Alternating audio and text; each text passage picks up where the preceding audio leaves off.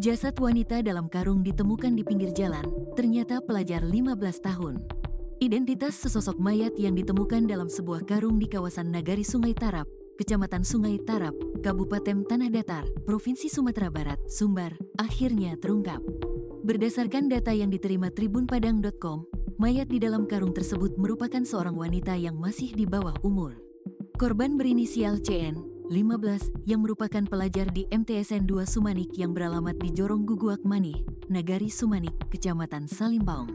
Saat ditemukan, korban menggunakan baju berwarna hitam, celana warna pink dan memiliki tato di tangan kiri yang bertuliskan Cinta.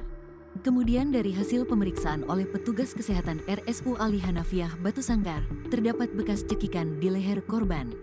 Kasat Reskrim Polres Tanah Datar, AKP Surya Wahyudi membenarkan terkait data yang tersebar di beberapa grup chat tersebut. Iya benar, datanya sesuai dengan yang tertulis tersebut, katanya saat dikonfirmasi, Rabu, tanggal 19 Februari tahun 2025. Saat ini kita akan melakukan otopsi ke Padang rencananya, sambungnya.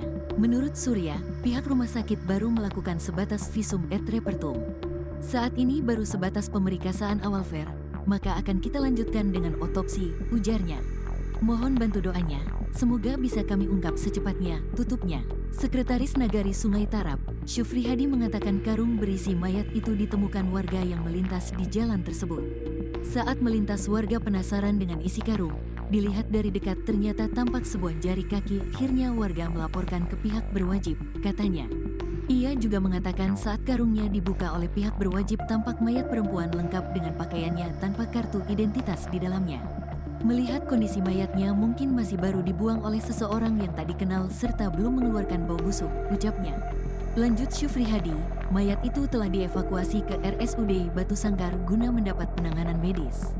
Kasus ini juga sedang dilakukan penyelidikan oleh pihak polisi, tutupnya.